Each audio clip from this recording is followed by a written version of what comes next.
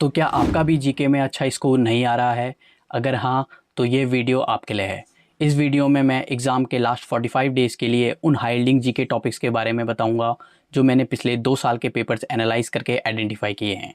और अगर आप इन टॉपिक्स को अच्छे से प्रिपेयर करते हो और प्रॉपर रिविज़न भी करते हो तो जीके में आप 90% एस्पिरेंट से बेहतर स्कोर करोगे। So let's start the video. सबसे पहले हम ध्यान देंगे पॉलिटी पे। तो पॉलिटी पे आपको इन 8 टॉपिक्स पे सबसे ज़्यादा ध्यान देना है, जिसमें आपके पास सबसे पहला टॉपिक है फंडामेंटल राइट्स। तो आपको आर्टिकल 14 से लेके टोटल आर्टिकल 35 तक आपको अच्छे से फंडामेंटल राइट के बारे में पता होना चाहिए। उसके बाद आ गया fundamental duties and DPSP. Fundamental duties आपका 51A से लेके 51G तक जितने तक भी है वो सब आपको अच्छे से पढ़ने हैं। और जो डीपीएसपीज़ हैं वो आपको अच्छे से पढ़ने हैं, स्पेशली इसमें जो अमेंडमेंट्स हैं और उसके आर्टिकल्स हैं उस पर ज़्यादा ध्यान देना है आपको।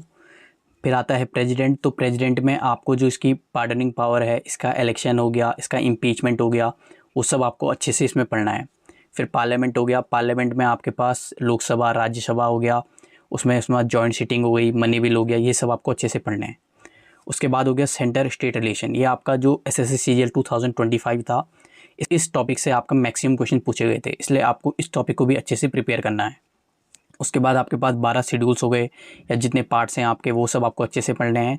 और जितने भी आपके पास इंपॉर्टेंट अमेंडमेंट्स हैं, अब इंपॉर्टेंट अमेंडमेंट तो वैसे बहुत सारे हैं, लेकिन आपको मेजरली इन 5 पे फोकस रखना है। 42, 44, 73, 74, 86।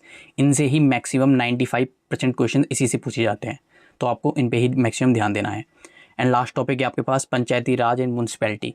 इससे भी आपके पास मैक्सिमम क्वेश्चन पूछे जाते हैं, तो ये टॉपिक आपको अच्छे से प्रिपेयर करना है। ठीक है, अब मैं आपको वेटेज बता दूं तो सबसे पहले आपको इसी ऑर्डर में पढ़ना है। सबसे ज़्यादा जो आपको ध्यान देना है वो पॉलिटी पे देना है, फिर आपको हिस्ट्री पे देना है, उसके बाद आपको इकोनॉमिक्स में देना है, उसके बाद ज्योग्राफी को आपको लास्ट में रखना है। जो इकोनॉमिक्स के बाद आप रखोगे स्टैटिक और करंट अफेयर्स को, और लास्ट में आप रखोगे किसको?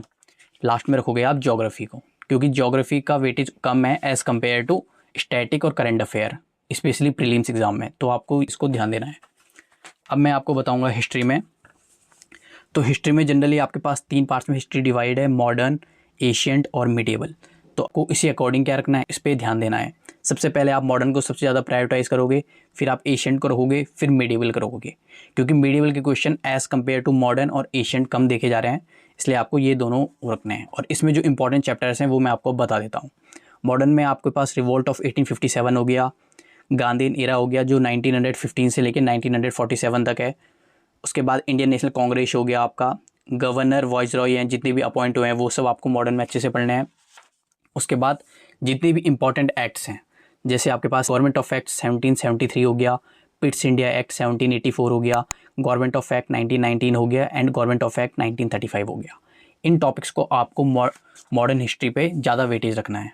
ठीक है, अब आते हैं एशियंट पे। तो एशियंट में स्पेशली आपको बुद्धिज़्म, जैनिज़्म हो गया, मौर्यन एम्पायर हो गया, गुप्ता एम्पायर हो गया, महाजनपद हो गया। अब महाजनपद में भी आपके पास स्पेशली आपको नंदा डायनेस्टी हो गई, हरियाणा का डायनेस्टी हो गई, सिसुनागा डायनेस्टी हो गई, इस पर ज़्यादा फोकस रखना है। इसके बाद जो इंपॉर्टेंट डायनेस्टीज़ हैं, जितनी भी आपके पास इंपॉर्टेंट डायनेस्टीज़ हैं, जैसे पाला हो गया, चोला हो गया, गुर्जरा प्रतिहारास, वाकाटाका, ऐसे सारी डायनेस्टीज़ हैं। इसमें आपको सिर्फ इनका फाउंडर का नाम पता करना है, इनकी कैपिटल याद करनी है, और इनमें जो इनके रूलर्स हैं, कितने रूलर हर डायनेस्टी में आए वो आपको याद रखना है। इन पे आपको डिटेल में नहीं पढ़ना है, क्योंकि प्रीलिम्स में डायरेक्टली वन वर्ड क्वेश्चन ज़्यादा पूछे जाते हैं, इसलिए आपको सिर्फ ये सारी डायनेस्टीज़ कवर करनी ही करनी है। ठीक है, तो ये भी आपका हो गया। इसके बाद आपके पास आते हैं और जो ये वाले टॉपिक्स हैं, ये जो बुद्धिज़्म, जैनिज़्म हो गया, मौर्यन एम्पायर हो गया, इनको आपको डिटेल में पढ़ना है, क्योंकि इससे डिटेल में क्वेश्चन पूछे गए हैं। जैसे अशोका के बारे में पूछ लिया, कनिष्क के बारे में पूछ लिया, तो वो सब आपको डिटेल में पढ़ना है। ठीक है, अब आते हैं मीडिएवल में। तो मीडिएवल में सबसे पहले आपको दिल्ली सल्तनत अच्छे से पढ़ना है। दिल्ली सल्तनत में भी स्पेशली इल्तुतमिश हो गया, अलाउद्दीन खिलजी हो गया, मोहम्मद बिन तुगलक हो गया, बलबन हो गया और सिकंदर लोदी हो गया। इन 5-6 रूलर्स के बारे में सब मैक्सिमम क्वेश्चन पूछे जाते हैं, तो इनके अराउंड जितने भी ज़्यादा फैक्ट्स हैं वो सब आपको लर्न अच्छे से कर देना है। उसके बाद आपके पास विजयनगर एम्पायर हो गया। उसके बाद जो मुगल एम्पायर हो गया, मुगल एम्पायर में आपके पास 4 रूलर्स पे सबसे ज़्यादा फोकस रखता है, वो है बाबर, अकबर, शाहजहाँ एंड औरंगजेब। इन 4 टॉपिक्स को आपको अच्छे से प्रिपेयर करना है, किसमें? मुगल एम्पायर में। ठीक है, अगर आप इस अकॉर्डिंग करते हो तो आपका हिस्ट्री एकदम प्रॉपरली क्लियर हो जाएगा। ठीक है, अब आते हैं इकोनॉमिक्स में। इकोनॉमिक्स में आपके पास स्पेशली पहला टॉपिक है आपके पास नेशनल इनकम। तो नेशनल इनकम में आपके पास जिसमें जीडीपी आता है, जीएनपी आता है, पर्सनल इनकम आता है, वो सब आपको इसमें कवर हो जाएगा। सेकंड है आपका इन्फ्लेशन। इन्फ्लेशन में आपके पास जैसे सीपीआई हो गया, डब्ल्यूपीआई हो गया, वो सब आपका इसी में आता है। या आपका टाइप्स ऑफ अनएम्प्लॉयमेंट हो गया, वो सब आपका इस चैप्टर में आता है, तो वो भी काफ़ी क्वेश्चंस पूछे जाते हैं, तो वो आपको करना है। इसके बाद बजट हो गया। बजट में आपके पास bank rate, repo rate, CRR, SLR, ये सब टॉपिक्स आपके इसके अंदर हैं, तो ये चैप्टर भी आपको अच्छे से करना है। इसके बाद फाइनेंशियल इंस्टीट्यूशंस हो गए जितने भी, जैसे नाबार्ड हो गया। नाबार्ड की फॉर्मेशन कब हुई, नाबार्ड कौन से ईयर में हुआ था, कौन सी कमेटी से रिकमेंड हुआ था, तो वो सब आपको याद करना है। सिडबी हो गया, सेबी हो गया, आईआरडीए हो गया, ठीक है। ये 4 आपको फाइनेंशियल इंस्टीट्यूशन अच्छे से करने हैं। उसके बाद जो माइक्रो फाइनेंस इंस्टीट्यूशन है, जैसे सेवा हो गई आपकी, उसमें 2 कमिटीज़ होती हैं आपके पास, जेएलजी, तो उसमें कितने मेंबर्स होते हैं, ये कब बनी थी, कौन सी कमेटी से रिकमेंडेशन आई थी, ये सब आपको अच्छे से इकोनॉमिक्स में पढ़ना है, ठीक है। उसके बाद आते हैं ज्योग्राफी में। तो ज्योग्राफी में आप सबसे पहले पढ़ोगे रिवर्स में। तो रिवर्स में आपको मेजरली फोकस रखना है, जैसे आपके पास हिमालयन रिवर्स हो गई, पेनिनसुलर रिवर्स हो गई, उस पर ज़्यादा फोकस रखना है। और उसमें इंडस वाटर ट्रीटी है, ये मोस्ट इंपॉर्टेंट है, इससे काफ़ी क्वेश्चन पूछे गए हैं। तो इंडस वाटर ट्रीटी के बारे में भी आपको अच्छे से पढ़ना है। इसके बाद ग्रीन रिवोल्यूशन हो गया, या सॉइल हो गया, टाइप्स ऑफ सॉइल हो गया, या ग्रीन रिवोल्यूशन में जैसे फर्स्ट फेज़ में आया था, सेकंड फेज़ में आया था, तो उसमें क्या क्या उसके इंपॉर्टेंट कैरेक्टरिस्टिक्स थे, वो आपको अच्छे से लर्न करना है। इसके बाद क्लाइमेट हो गया। क्लाइमेट में आपके पास इंडियन मानसून हो गया, ठीक है, रिट्रीटिंग मानसून हो गया, ये सब आपको अच्छे से इसमें पढ़ना है। इसके बाद फॉरेस्ट हो गया। फॉरेस्ट में टाइप ऑफ फॉरेस्ट हो गया, एग्जांपल्स उसके डायरेक्टली एग्जाम में पूछे जाते हैं। इसके बाद माउंटेन। तो माउंटेन में भी आपके पास मेजरली फोकस आपको पीक्स में रखना है, जितने भी मेजर पीक्स हैं, माउंट एवरेस्ट हो गया, कंचनजंगा हो गया, K2 हो गया। उसके बाद रेंजेस हो गई आपके पास, ठीक है, जैसे विंध्य रेंज हो गई, सतपुरा रेंज हो गई, इसकी हाइस्ट पीक क्या हो गई, ये सब आपको अच्छे से लर्न करना है। और जितने भी पासेस हैं, नाथुला पास, ऐसे जितने भी पासेस हैं, सिपकिला पास, वो सब आपको अच्छे से लर्न करने हैं।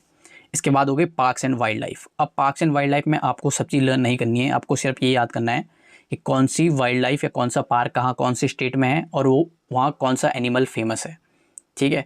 जैसे आपको पता है 1 हॉर्न राइनो कहाँ का है, आसाम का है, तो आपको ये याद रखना है अच्छे से, ठीक है। इस तरह के क्वेश्चन आपको मेजरली पूछे जाते हैं एग्जाम में। अब आते हैं आपके important part, static and current affair. तो आपको स्टैटिक एंड करंट अफेयर में सिर्फ इतना ही पढ़ना है, इससे एक्स्ट्रा आपको कुछ नहीं पढ़ना है। स्टैटिक में आपके पास सबसे पहले आप सेंसस को प्रायोरिटाइज करोगे। सेंसस आपके जितने भी हैं, इसमें सारे इंपॉर्टेंट फैक्ट्स आपको लर्न करने हैं। उसके बाद 5 ईयर प्लान हो गए आपके, 1951 से लेके जितने भी 12 5 ईयर प्लान आपके आए हैं, वो सब आपको अच्छे से लर्न करना है। उसके बाद इंडस्ट्रियल पॉलिसी रेजोल्यूशन हो गया, स्पेशली आपका 1991 है, जो 1991 में आपके पास जो इंडस्ट्रियल पॉलिसी आई थी, वो आपको अच्छे से लर्न करनी है, एलपीजी वाली। इसके बाद आपका क्लासिकल डांसेस पे आपको फोकस रखना है, और उसके बाद आपको फोक डांसेस पे फोकस रखना है, ठीक है। और स्टैटिक में आपका वेट जो आप प्रायोरिटाइज करोगे वो इसी अकॉर्डिंग करोगे। सबसे ज़्यादा आप टाइम दोगे सेंसस को, फिर 5 ईयर प्लान, फिर इंडस्ट्रियल पॉलिसी रेजोल्यूशन, फिर क्लासिकल, फिर फोक डांस, ठीक है। अब आते हैं करंट अफेयर। तो करंट अफेयर सबसे पहले आपको लास्ट 1 साल के पढ़ने हैं, मतलब सितंबर 2025 से लेके आप क्या करोगे, अवार्ड्स पढ़ोगे। उसके बाद अपॉइंटमेंट्स हो गए, जितने भी अपॉइंटमेंट्स आपके लास्ट 1 ईयर में हुए हैं वो सब आपको पढ़ने हैं। गवर्नमेंट स्कीम्स हो गई आपकी, स्पोर्ट्स हो गया आपके, और बजट जो 2026 का बजट है, ये मोस्ट इंपॉर्टेंट है। इससे डायरेक्ट फैक्ट पूछे जाएंगे प्रीलिम्स एग्जाम में इस साल, ठीक है। तो आपको ये 5 टॉपिक पे अच्छे से लास्ट 1 ईयर के करंट अफेयर लर्न कर देने हैं, ठीक है। और अगर आप इतना सब कर लेते हो, तो मैं आपको मेक श्योर करता हूँ कि आपका स्कोर 30 से 35 प्लस ईजिली आएगा, ठीक है। तो आप इसको अच्छे से कर लेना। आई होप ये वीडियो आपको पसंद आई होगी। अगर पसंद आई हो तो प्लीज़ वीडियो को लाइक ज़रूर करें। So thank you for watching.